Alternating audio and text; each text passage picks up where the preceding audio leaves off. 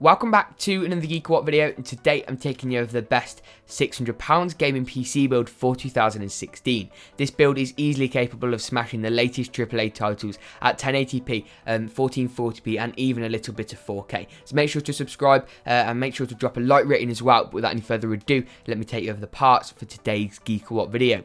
The CPU I've gone for is the AMD FX 8320. It's 3.5 GHz 8-core CPU, but is a phenomenal overclocker. The 8350 is a slightly newer chip in comparison, but only really gives you a slightly higher clock speed. And at £108, this 8-core CPU is a really nice option.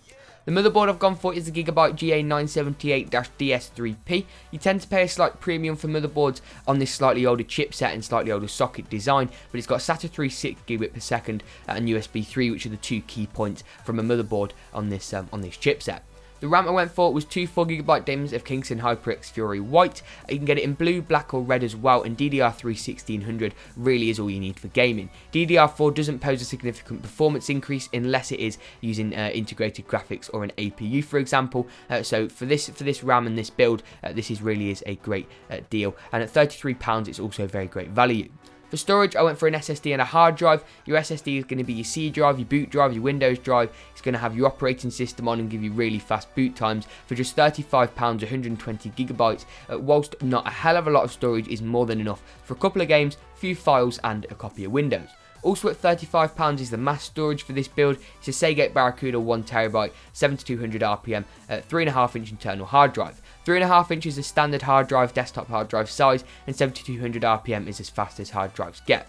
The video card is where things start to get very special indeed. The PowerColor R9 390 has an 8GB frame buffer and has the PCS Plus cooler on. This is also a good overclocker, and AMD's 300 series cards really do give much better value over the NVIDIA offerings such as a GTX 970, and for £249 this is also another great deal.